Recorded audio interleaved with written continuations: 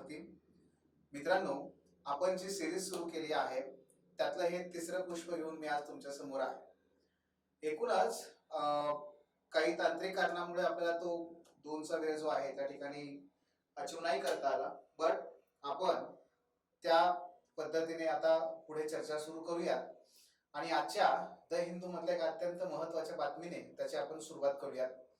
एकूणच आज जर बघितलं तर बऱ्याचशा बाबी आहेत, वेगवेगळे आर्टिकल्स आहेत, वेगवेगळ्या घटना आहेत, परंतु जी पहिल्या पानावरची जी महत्वाची बातमी आहे जर ती पाहिली तर त्याच्यामध्ये आपल्याला अनेक बाबी किंवा अनेक संकल्पना त्याच्यामध्ये आहेत ज्या तुमच्या प्रिलिम्स आणि मेन्सच्या दृष्टिकोनातून अत्यंत महत्वाच्या ठरणाऱ्या आहेत आणि म्हणून आज आपण त्याच्यावरतीच अत्यंत सखोल पद्धतीने एखाद्या कव्हर स्टोरी प्रमाणे आपण त्याच्यावर चर्चा करूया. जर याच्यामध्ये बघितलं तर हेडिंग असं आहे, let's proceed with the IMEC despite Gaza war says Greek prime minister. Greece या देशाचे पंतप्रधान हे आता आपल्या भारताच्या दौऱ्यावरती आहेत आणि त्याबद्दलचं एक महत्वाचं आर्टिकल 20 तारखेला सुद्धा द हिंदू मध्ये पब्लिश झालं होतं. आपण त्याचाही आज या ठिकाणी विचार करणार आहोत. प्लस भारताचे पंतप्रधान श्री नरेंद्र मोदी यांनी या संदर्भात एक निवेदन सुद्धा प्रसिद्ध केलं आहे व त्याचबरोबर एक रायझिना हिल डायलॉग किंवा रायझिना हिल संवाद जो एक अत्यंत महत्वाचा जागतिक स्तरावरचा संवाद आहे, सो त्या संदर्भात देखील आपल्याला आज त्या ठिकाणी चर्चा करायची आहे. आणि ह्या अशा सगळ्या बाबी बघितल्या तर आपल्याला हा विषय जो आहे तो पेपर क्रमांक 2, पेपर क्रमांक 3 या सर्व बाबीमध्ये उपयोगाला येऊ शकतो आणि याच्यामध्ये आपल्याला बऱ्याचशा फॅक्ट्स, बऱ्याचशा माहिती किंवा बऱ्याचशा अनालिसिस त्या ठिकाणी उपलब्ध होऊ शकतं. तेव्हा सुरुवात करूया या आपल्या आजच्या महत्वाच्या कव्हर स्टोरीला. मित्रांनो, याच्या अंतर्गत जर पाहिलं तर ग्रीसचे पंतप्रधान हे भारताच्या संदर्भात अत्यंत आशावादी आहेत आणि त्याचं कारणही तसंच आहे. भारत ही एक उभरती महासत्ता आहे आणि ह्या महासत्तेसोबत चांगले संबंध ठेवणं हे ग्रीसला अत्यंत गरजेचं वाटतं. आणखी एक याचा कॉन्टेक्स्ट असा आहे की ग्रीस हा अनेक दिवसांपासून दिवाळखोरीच्या संकटाला सामना करतोय, त्यातून त्याला बाहेर पडायचं आहे आणि त्यामध्ये त्याला भारताची मदत हवी आहे. या कॉन्टेक्स्ट मध्येच आपल्याला हा दौरा पाहणं आवश्यक आहे. त्याचबरोबर भारताचे आणि युरोपियन युनियनचे जे संबंध आहेत ते एका उंचीवरती वेगळ्या घेऊन जाण्यासाठी सुद्धा आपल्याला हे संबंध किंवा ही भेट महत्वाची आहे. बघूयात यामध्ये सर्वप्रथम ग्रीसचं स्थान कुठं आहे आपण ते पाहू शकतो. तर हा असा युरोपियन खंड आहे बघा आणि हे युरोपियन खंडामध्ये या ठिकाणी आपल्याला ग्रीसचं स्थान हे लोकेट करता येतं. म्हणजेच जो भूमध्य समुद्र आहे त्या भूमध्य समुद्रामध्ये ग्रीस हा एक अत्यंत महत्वाची भूमिका बजावणारा देश आहे.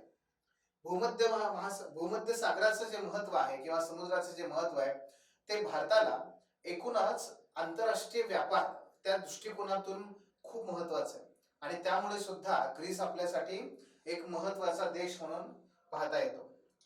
मग जर बघितलं आपण तर ग्रीस आणि भारत यांच्या मैत्रीचा एक नवा अध्याय आज सुरू होतोय, अशा शब्दामध्ये ग्रीसच्या पंतप्रधानांनी याचं वर्णन केलेलं आहे. तर बघितलं आपण तर सध्याचे जे पंतप्रधान आहेत ग्रीसचे हे 21 फेब्रुवारी रोजी भारतात आले आणि त्यांचं नाव आहे बघा किरियाकोस मित्सोटाकिस. नाव लक्षात ठेवलंच पाहिजे असं काही नाही. दुसऱ्या बाजूला गेल्या वर्षी ऑगस्ट 2023 मध्ये भारताचे पंतप्रधान यांनी ग्रीस दौरा केला होता व त्याला त्यावेळेस निमंत्रण दिल्यानंतर आता ग्रीसचे पंतप्रधान भारताच्या दौऱ्यावर आहेत. भारत आणि ग्रीस या भेटीला आजच्या आणखी एक महत्वाचं त्याला बाजू आहे ती म्हणजे पुढच्या 2025 या वर्षामध्ये भारत आणि ग्रीस यांचे जे काही राजकीय संबंध आहेत याला 75 वर्ष पूर्ण होत आहेत आणि त्या अमृत महोत्सवाला साजरा करणं हा सुद्धा या भेटीचा एक महत्वाचा भाग होता. व त्याचबरोबर दोन्ही देशांनी ठरवलेलं आहे की आपण द्विपक्षीय व्यापार दुप्पट करण्याच्या उद्दिष्टाला बळकटी देऊया आणि 2030 पर्यंत आपण या दोघीही म्हणजे दोन्ही जे देश आहेत त्याच्यामधला जो व्यापार आहे तो व्यापार हा दुप्पट करूयात, दुप्पट त्याची वाढ करूयात. याच कॉन्टेक्स्ट मध्ये आणखी एक दोन महत्वाचे मुद्दे किंवा घोषणा आपल्याला पाहायला मिळतात किंवा आपण पाहू शकतो. कुठली बरं हे?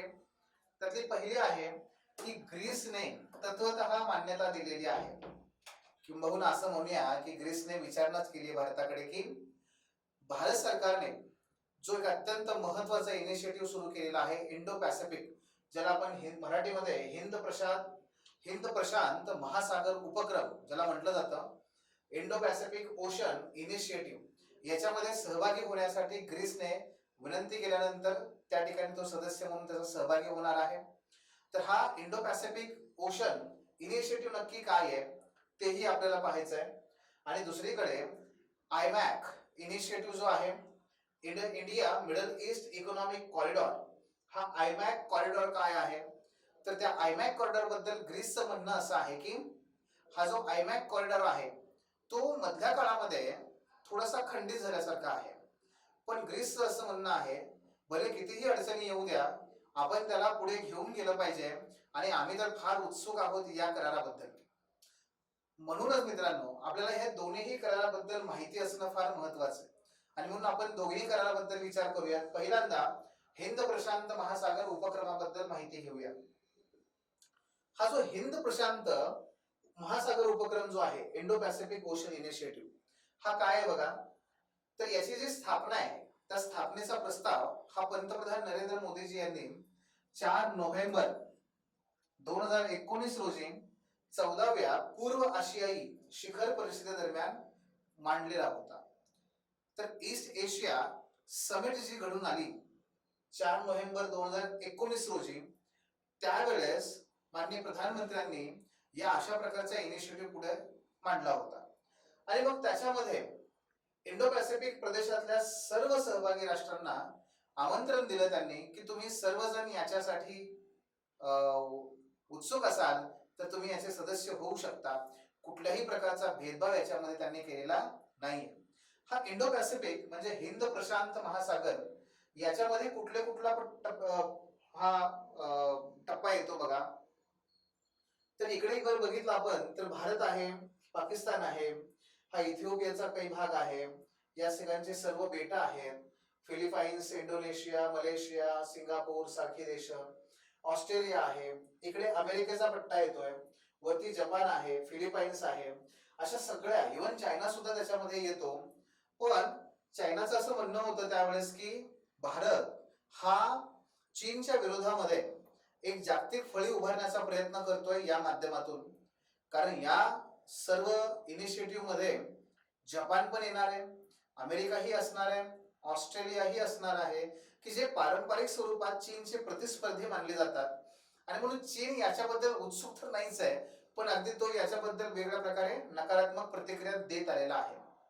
मग अशा परिस्थितीमध्ये आपल्याला हा इंडो पॅसिफिक जो काही ओशन इनिशिएटिव्ह आहे तो महत्वाचा आहे. मग याचं महत्व किंवा याचं स्वरूप आपण पाहूयात. बघा, सर्वप्रथम याची उद्दिष्टे. माननीय प्रधानमंत्र्यांनी त्या प्रस्तावामध्ये हे स्पष्ट केलं होतं की सागरी सीमा मजबूत करणे, आपण सर्वांनीच एकत्र येऊन सागरी सीमा मजबूत करूयात. वेगवेगळ्या प्रकारच्या जे काही समुद्री चाचे असतात, म्हणजेच काय, जे पायरेट्स असतात ऑफ द कॅरिबियन, नाही तर हे जे काही चाचे आहेत, तर त्यांच्यापासून आपल्या सागरी सीमा, सागरी व्यापार याला संरक्षण आपण प्रदान केलं पाहिजे. मुक्त व्यापाराला आपण प्रोत्साहन देऊया. कुठल्याही पद्धतीने कोणीही महासागरीय या मार्गांचा दुरुपयोग करू नये. लोकशाही शासनाला आपण आपल्या प्रदेशामध्ये चालना दिली पाहिजे आणि सहकारी यंत्रणा बळकट केली पाहिजे. एकूणच काय, आपण एकत्र आलं पाहिजे आणि आपल्या सगळ्यांच्या एकमेकांच्या विकासासाठी आपण प्रयत्न केले पाहिजे. बर, आणि बघितलं तुम्ही त्याच्यामध्ये सुरक्षेचा एक मुद्दा आहे. हे बघा, सुरक्षेचा मुद्दा आहे, आर्थिक मुद्दा आहे, राजकीय मुद्दा आहे आणि सामाजिक व सांस्कृतिक मुद्दा सुद्धा आहे. असे चारही घटक त्यांनी या ठिकाणी कव्हर केलेले आहेत. मग या इनिशिएटिव्हचे काही स्तंभ आहेत की ज्याच्यावरती हा सगळा इनिशिएटिव्ह उभारलेला आहे. पहिला बघा, समुद्री सुरक्षा, आत्ताच आपण चर्चा केली. सागरी पर्यावरण शास्त्र आणि संसाधन, हा जो काही विशाल असा प्रशांत महासागर आहे, याच्या अंतर्गत प्रचंड मोठी साधनं आहेत, प्रचंड मोठी संसाधनं आहेत. असं म्हटलं जातं की पृथ्वीच्या भूकवचावर आपण जेवढे आहोत तर तिथे जे भूभागावर आपण राहतोय आणि भूभागावरची जी संसाधन आहे केवळ आपण तीच शोधू शकलोय, तीच वापरू शकलोय आणि त्याच्या दुप्पट तिप्पट मोठ्या प्रमाणात जी रिसोर्सेस आहेत, संसाधन आहेत, ही महासागरांच्या तळाशी आहे. आणि त्या दृष्टिकोनातून सुद्धा ही महासागरांचा जो प्रदेश आहे हा आपल्याला अत्यंत महत्वाचा आहे. त्यासाठी संशोधन केलं पाहिजे, त्यासाठी प्रोत्साहन दिलं पाहिजे आणि आपण सर्वांनी एकत्र येऊन ते देऊयात असं ते म्हणतात. क्षमता निर्मिती आणि माहितीचं आदान प्रदान. अगदी सुनामीचं उदाहरण घ्या. 2004 साली ज्या पद्धतीने सुनामीची निर्मिती घडून आली आणि तिथून ती आसपासच्या जे काही इंडो पॅसिफिक ओशनच्या किनाऱ्यावरती असणारे जे इतर सर्व राष्ट्र आहेत या सर्वांचा जर आपण विचार केला तर तिथे जो फटका बसला हा कमी करता आला असता जर आपण कुठेतरी माहितीचं स्विफ्टली खूप लवकरात लवकर आदान प्रदान करू शकलो असतो. तर आपण ते करूयात. असाही याचा एक आणखी स्तंभ आहे. सागरी कनेक्टिव्हिटी, जी जोडणी आहे, हे सगळे सागरी जे प्रदेश आहेत व्यापारासाठी म्हणा, पर्यटनासाठी म्हणा, या सुरक्षेसाठी म्हणा, एकमेकांना जोडली गेली पाहिजेत. त्यासाठी बंदरांचा विकास झाला पाहिजे. आपत्ती व्यवस्थापन, आता सुनामीचं आपण उदाहरण घेतलं. शैक्षणिक सहयोग, यातले बरेचसे राष्ट्र मागास आहेत मित्रांनो.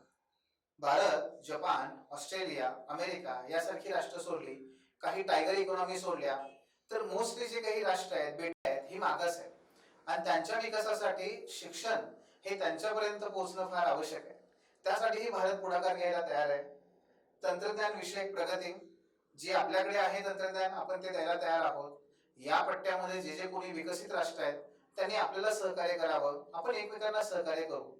म्हणजे तुम्ही पुन्हा पाहिलं का इथे सुरक्षा, शिक्षण, संशोधन आणि या ठिकाणी शिक्षण आहे, या ठिकाणी वेगवेगळ्या प्रकारच्या माहितीचं आदान प्रदान आहे, इथे बंदरांचा विकास आहे, पायाभूत सुविधांचा विकास आहे, आपत्ती व्यवस्थापनामध्ये एकमेकांना मदत आहे आणि तंत्रज्ञानासंदर्भातलं हस्तांतरण आहे किंवा त्याचं एकमेकांना सहकार्य आहे.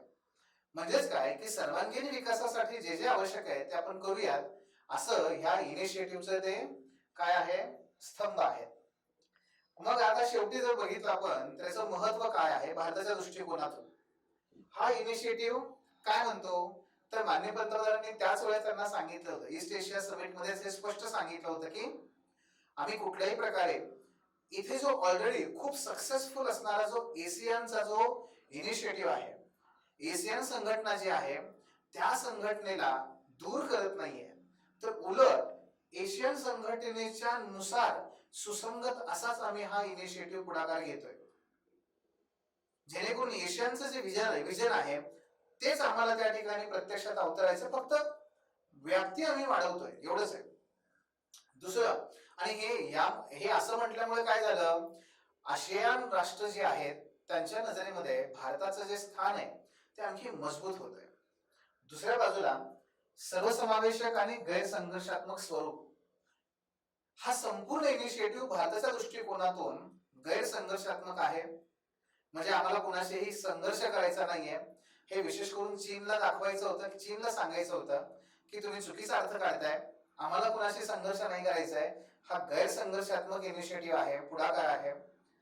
मुख्य भागधारकांचा सहभाग, जे सागरी सुरक्षा, शिक्षणाचा विकास, संशोधनाचा विकास, सागरी संसाधनांचा विकास, तंत्रज्ञानाचं हस्तांतरण, ह्या सगळ्या बाबी करायच्या असतील तर ह्याच्याशी जे जे कोणी भागधारक आहेत, म्हणजे कोण स्टेक होल्डर, ह्या सगळ्यांना एकत्र आणण्याचा हा प्लॅटफॉर्म आहे आणि सगळे एकत्र येतील, त्यातून एकमेकांना फायदाच होईल, तसाच तो भारताला सुद्धा तेवढाच होईल. आणि कोविड-19 नंतरची जी जागतिक पुनर्भरणी आहे, पुनरुभारणी आहे, तर तो सुद्धा एक महत्वाचा मुद्दा या ठिकाणी यांनी मांडला होता की आपण ते करूयात, आपण एकमेकांना मदत करूयात आणि ह्या कोविड नंतर जी आपली हानी झाली आहे ती भरून काढूयात. सो अत्यंत उदार अंतकरणाने भारताचं जे काही डिप्लोमॅटिक स्थान आहे, जे काही सामरिक स्थान आहे, आंतरराष्ट्रीय स्तरावरती भारताचा जो प्रभाव आहे तो वाढवण्याच्या दृष्टिकोनातून भूराजकीय, भू आर्थिक अशा प्रकारचा हा पुढाकार त्यावेळेस भारतीय पंतप्रधानांनी घेतला होता. आणि मग याचाच सदस्य होण्याची इच्छा सध्या ग्रीसने त्या ठिकाणी वर्तवलेली आहे, व्यक्त केलेली आहे आणि तो होईल सुद्धा. मित्रांनो, हा जसा एक महत्वाचा भाग होता, तसाच ग्रीस ज्याच्याबद्दल अधिक आग्रही आहे तो म्हणजे IMEC corridor, India middle east economic corridor, म्हणून याला आयमॅक असंच फक्त म्हटलं जातं. हा जो कॉरिडॉर आहे मित्रांनो, हा अतिशय अँबिशियस प्रकल्प आहे. माननीय पंतप्रधान श्री नरेंद्र मोदी यांच्या त्यांच्या त्या दूरदृष्टीचा, परराष्ट्र धोरणाचा हा अत्यंत अभिमानास्पद व त्याचबरोबर एक अत्यंत आव्हानात्मक असा हा प्रकल्प आहे किंवा पुढाकार आहे.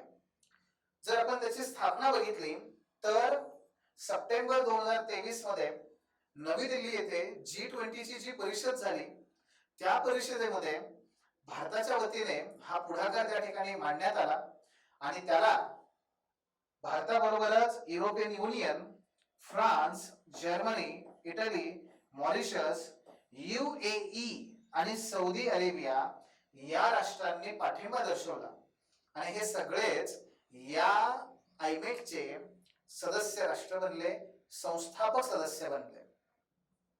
आणि ह्या सर्वांनी असं ठरवलं होतं की पुढच्या 6 महिन्यामध्ये आपण आयमॅकच्या पुढच्या तयारी करता नक्की तो कसा असला पाहिजे, काय प्रकारे त्या संस्थात्मक बाबी त्या पार पाडायच्या आहेत, भेटूयात आपण.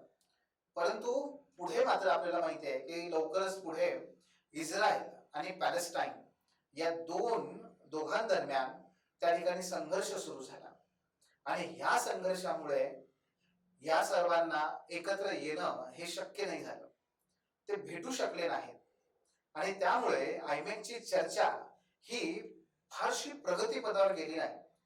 परंतु परराष्ट्र मंत्रालयाचे सचिव त्यांनी असं सांगितलेलं आहे, याच बातमीमध्ये त्यांनी सांगितलंय की आयमॅकच्या संदर्भात जरी उच्च स्तरावर पंतप्रधान, राष्ट्रपती, राष्ट्राध्यक्ष या स्तरावर जरी भेटी होऊ शकल्या नाहीत तरी सुद्धा सचिव पातळीवरती मात्र चर्चा सुरू आहेत आणि या प्रकारचा जो प्रकल्प आहे किंवा हा पुढाकार आहे, हा जो काही मेगा प्रोजेक्ट आहे, हा आम्ही पुढे येऊन जाण्यासाठी कटिबद्ध प्रयत्न करतो आहोत.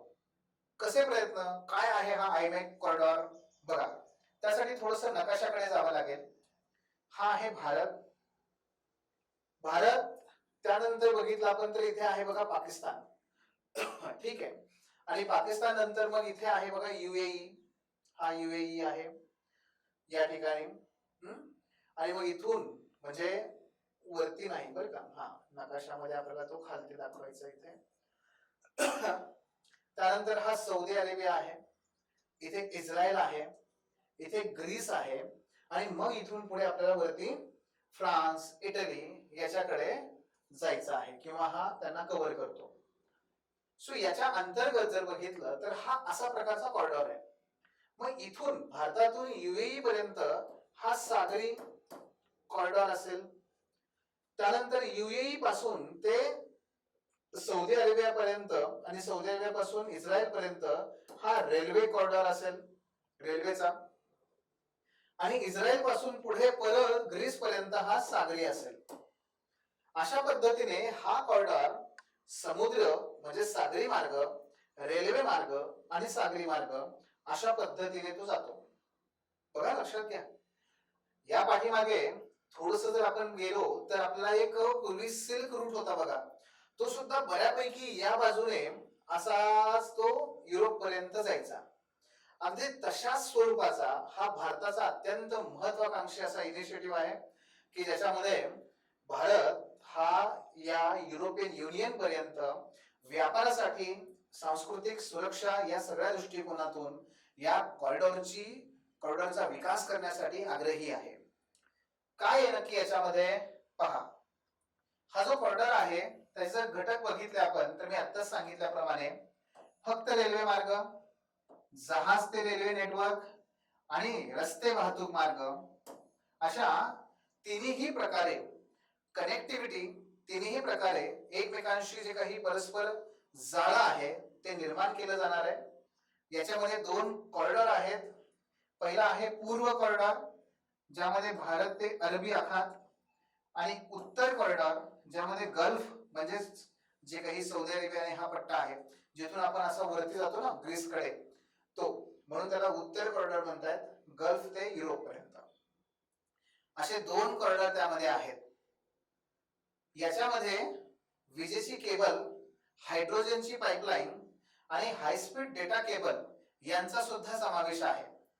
एकूणच जे इन्फ्रास्ट्रक्चर, जे डिजिटल इन्फ्रास्ट्रक्चर वरती आपला खूप दारोमदार आहे, खूप भर आहे आज भारत सरकारचा, त्यासाठी आणि विजेची बचत, विजेसाठी पर्यायी स्रोत, या दोन्ही दृष्टिकोनातून बघू शकतो आपण या कॉरिडॉरकडे. आणि म्हणून त्याचं महत्व आपल्याला ऊर्जा सुरक्षितता व त्याचबरोबर जे डिजिटल इन्फ्रास्ट्रक्चरची सुरक्षितता आहे त्या संदर्भात सुद्धा याचं महत्व आपल्याला पाहता येतं. याच्या अंतर्गत एक अत्यंत महत्वाचा भाग काय होता, जहाजांच्या मार्फत, त्याचे काही समुद्री मार्ग आहेत त्याच्या मार्फत जहाजांची व्यापाराला होणारी मदत. मग त्यासाठी काय करायचंय तर बघा, भारतातलं मुंद्रा, कांडला, जवाहरलाल नेहरू ट्रस्ट, पोर्ट, या सगळ्यांपासून ती सुरुवात होईल. ती मध्य पूर्व, फुजैरा, जेबेल अली जे युएई मध्ये आहे, अबुधाबी, दमाम, रस अल खैर जे पुढे सौदी अरेबियाच्या माध्यमातून जातात, त्यामध्ये मी दाखवले तुम्हाला. इस्रायलचं हैफा, हे हैफा जे आहे ते अडानी इन्फ्रास्ट्रक्चर तर्फे बांधण्यात येत आहे. मात्र इस्रायल सध्या त्या युद्ध परिस्थितीमध्ये असल्यामुळे आणि हैफा त्यामध्ये अत्यंत महत्वाची भूमिका बजावत असल्या कारणानेच या आयमेकची बोलणी थोडीशी थंडावलेली आहे. युरोप मधलं पायरेसियस, मेसिना आणि मार्सिले, मोस्ट ऑफ ही ग्रीस आणि इटली यांची ही बंदर आहेत. तर ह्या सगळ्या बंदरांना जोडण्याचं काम या अंतर्गत केलं जाणार आहे. याचे परिणाम काय होतील? सगळ्यात महत्वाचा पहिला परिणाम, बेल्ट अँड रोड इनिशिएटिव्ह आहे की नाही, हा जो चीन मार्फत हा एक अत्यंत महत्वाकांक्षी प्रकल्प राबवण्यात येत होता, त्याला कुठेतरी प्रत्युत्तर देण्याचं काम या इनिशिएटिव्ह मार्फत, या कॉरिडॉर मार्फत भारत सरकारने केलेलं आहे. त्यामुळे BRI ला हे काउंटर आहे. सभ्यतेमध्ये एकता, एकात्मता. बघा लक्षात घ्या, भारत, अरब आणि युरोप या सगळ्यामध्ये ऐतिहासिक काहीतरी संबंध आहे. वेगवेगळ्या कारणाने म्हणा, अरब देशातून बरेचशी लोक मध्ययुगीन कालखंडामध्ये भारतात आली. भारतामध्ये अरबी, फारसी, उर्दू यासारख्या भाषांचा विकास झाला, त्या समृद्ध बनल्या, ते सांस्कृतिक वारसा त्या ठिकाणी विकसित झाला. आणि त्याचबरोबर वसाहतवादाच्या कालखंडामध्ये युरोपियन ज्ञान, विज्ञान, संस्कृती ही भारतात पोहोचली. आणि त्यामुळे हा सगळा कॉरिडॉर जो आहे, त्यातले हे जे देश आहेत, हे सगळे परस्परांशी बांधलेले, परस्पर संबंधित असलेले असे हे देश आहेत. आणि त्यामुळे जर सिव्हिलायझेशनचा विचार केला तर एक समान धागा आहे आणि त्याला जोडण्याचं काम या कॉरिडॉर मार्फत केलं जाणार आहे. पाकिस्तानचा जो कनेक्टिव्हिटी व्हेटो, हा तुम्ही शब्द वापरू शकता, हा असे शब्द कीवर्ड वापरत चला. आपल्या उत्तरामध्ये जेवढे तुम्ही कीवर्ड, इनोव्हेटिव्ह कीवर्ड वापराल तेवढं तुमचं उत्तर प्रभावी होणार आहे. पाकिस्तानचा जो कनेक्टिव्हिटी व्हेटो आहे म्हणजे काय, पाकिस्तानचं जे भूसामरिक महत्व आहे बघा, त्याच्यामुळे होतं काय, भारताला जर कुठल्याही प्रकारे या मध्य आशियाशी जोडून घ्यायचं असेल ना तर पाकिस्तान मार्फतच जावं लागतं. आणि ते आपण याच्या माध्यमातून काय केलं, ब्रेक केलं. ते ब्रेक करतो म्हणजे पाकिस्तानचं महत्व त्या ठिकाणी आपण कमी करून टाकलं. अरब द्वीपकल्पासह धोरणात्मक प्रतिबद्धता म्हणजेच काय, एकूण हा जो अरेबियन प्लॅटो आहे, सौदी अरेबिया, इराक, इराण, हा सगळा जो काही अरेबियन प्लॅटो आहे, या प्लॅटोची विकास आणि त्याची सुरक्षितता यासाठी भारताने नेहमीच पाठिंबा दर्शवलाय. तोही पुन्हा याच्यातून अधोरेखित होतो. त्याचबरोबर शांततेसाठी पायाभूत सुविधा आणखी एक कीवर्ड आहे, लक्षात घ्या. पायाभूत सुविधा आणि विकास त्या ठिकाणी का निर्माण करतोय, तर कुणाला तरी त्या ठिकाणी पर्ल ऑफ स्ट्रिंग आठवलं काही नाही. जसं चीनने भारताला घेराव घालण्यासाठी पर्ल ऑफ स्ट्रिंग या अंतर्गत रस्ते आणि बंदर बांधायला सुरुवात केली. भारत म्हणतो आम्ही तसं नाही करत, आम्हाला शांतता प्रस्थापित करायची, कोणाला घेराव नाही घालायचं, विकासासाठी हे सगळं करतोय, शांततेसाठी करतोय. म्हणून शब्द काय, शांततेसाठी पायाभूत सुविधा. आफ्रिकेत भारताची भूमिका काय होईल, जर इनिशिएटिव्ह, हा कॉरिडॉर जर यशस्वी झाला ना, की तिथून मग आपल्याला पुढे आफ्रिकेशी कनेक्ट होणं, जोडलं जाणं हे सहज शक्य होणार आहे. व्यापाराची संधी निश्चित मिळणार आहे आणि औद्योगिक वाढीसाठी उत्तेजना त्या ठिकाणी मिळणार आहे, की ज्यामुळे भारतामध्ये जो काही मानवी संसाधन आहे त्याला रोजगार त्या ठिकाणी प्राप्त होऊ शकतात. आणि म्हणून अशा पद्धतीने रोजगार असेल, ऊर्जेची सुरक्षितता असेल, राजकीय संबंध प्रस्थापित करणं असेल, सांस्कृतिक अनेक अर्थाने आपल्याला हा कॉरिडॉर त्या ठिकाणी महत्वाचा आहे. आणि त्यामुळेच ग्रीस सुद्धा आग्रही आहे. ग्रीसचं जर आपण बघितलं तर त्यांचं बघा, ग्रीसच्या पंतप्रधानांचं एक वाक्य आहे याच्यामध्ये, ते म्हणतात की ग्रीस हा भारतासाठी युरोपात प्रवेश करण्याचं प्रवेशद्वार आहे, तर भारत हा आमच्यासाठी म्हणजे ग्रीससाठी आशियामध्ये प्रवेश करण्याचं महाद्वार आहे. त्यामुळे आपण एकमेकांना मदत करूया. तुम्ही हे कोट कुठेही वापरू शकता. तर मित्रांनो, म्हणून आपण तेवढं सखोल त्याची चर्चा केली. यातलाच आणखी एक भाग आहे, तो म्हणजे ग्रीसच्या पंतप्रधानांनी 21 तारखेलाच रायझिना हिल डायलॉग, रायझिना हिल संवाद याचं उद्घाटन पण त्यांच्या हस्ते काल झालेलं आहे. जागतिक स्तरावरती असे अनेक प्लॅटफॉर्म डेव्हलप करण्यात आले, व्यासपीठ डेव्हलप करण्यात आली, जिथे लोक एकत्र येतात. अनेक अध्यक्ष म्हणा, पंतप्रधान म्हणा, महत्वाचे सदस्य म्हणा, एकत्र येतात, चर्चा करतात. आणि ते व्यासपीठ जे आहेत ना, ती जागतिक धोरणांवर परिणाम करणारी घटक बनत गेले. जसं उदाहरणार्थ शांग्रीला डायलॉग असेल या सिंगापूर मधला, शांघाय कोऑपरेशन ऑर्गनायझेशन ही पूर्वी एक चर्चाच होती, संवादच होता. वर्ल्ड इकॉनॉमिक फोरम हा सुद्धा एक व्यासपीठच आहे. मग तसंच एक व्यासपीठ भारतात का असू नये, आणि याच विचारातून याची रायझिना डायलॉगची सुरुवात करण्यात आली. हा रायझिना संवाद म्हणजे जागतिक भू राजकारण आणि जागतिक भू अर्थशास्त्र या विषयावरील भारताची प्रमुख अशी परिषद आहे. दोघं मिळून एकत्र हे काय करतात, आयोजित करतात. एक भारताचं परराष्ट्र मंत्रालय आणि दोन ऑब्झर्वर रिसर्च फाउंडेशन, या दोघांनी एकत्र येऊन याची त्या ठिकाणी स्थापना केली. 2016 साली याची स्थापना झाली आणि माननीय पंतप्रधानांच्या हस्ते त्याचं उद्घाटन झाल्यामुळे त्याला एक वेगळं वलय त्या ठिकाणी प्राप्त झालं. या संवादाची सुरुवात जसं मी आता म्हटलं, शांग्रीला डायलॉग जो होता आहे सिंगापूरचा, त्या धर्तीवर करण्यात आलेली आहे. याच्या अंतर्गत 2016च्या जेव्हा याचे उद्घाटन झालं किंवा स्थापना झाली, सुरुवात झाली, तेव्हा माननीय पंतप्रधानांनी त्याला उपस्थिती लावली, त्यांच्या हस्तेच झालं. त्यामुळे त्याचं महत्व वाढलं. आणि याचं महत्व काय आहे, या डायलॉगचं, या संवादाचं भारतासाठी काय महत्व आहे? क्रमांक 1, या व्यासपीठामार्फत आपल्याला भारताच्या दृष्टिकोनाचं प्रतिबिंब हे जगाला दाखवता येतं. जगापर्यंत जो संदेश पोहोचवता येतो की भारत काय आहे, त्याची विजन काय आहे, त्याला काय करायचं आहे. त्याचबरोबर भारत केंद्रित विचारसरणीला प्रोत्साहन देता येतं. भारत केंद्रित विचारसरणीला आपले जे हितसंबंध आहेत ते जोपासत तशा विचारसरणीला आपल्याला प्रोत्साहित करता येतं. आणि याच संवादामार्फत भारत ही एक उभरती महासत्ता आहे, या प्रवाहाला, या मताला एक जागतिक स्थान, मान्यता त्या ठिकाणी मिळवून देणे. ह्या सगळ्या बाबी अत्यंत महत्वाच्या आहेत. मित्रांनो, आपण म्हणतो ना हार्ड पॉवर आणि सॉफ्ट पॉवर, तसं रायझिना हिल डायलॉग, रायझिना हिल संवाद हा सॉफ्ट पॉवरचा भाग आहे, ज्यातून आपण जागतिक स्तरावरच्या धोरणांना प्रभावित करतो आणि त्याला भारत केंद्रित बनवतो. पुढे बघा, या 2024 ची जी थीम आहे ती अत्यंत महत्वाची आहे. त्याचं नाव आहे चतुरंग. कारण 4 घटकावर हा फोकस आहे. 1 आहे संघर्ष, 2 आहे स्पर्धा, 3 आहे सहकार्य आणि 4 आहे निर्माण, नवनिर्माण, क्रिएशन.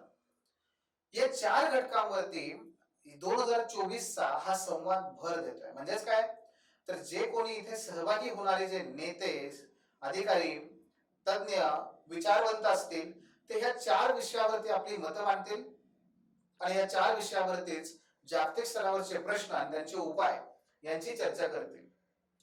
या वर्षीच्या 2024च्या या संवादाचे काही स्तंभ आहेत, पिलर्स आहेत, 6 स्तंभ आहेत.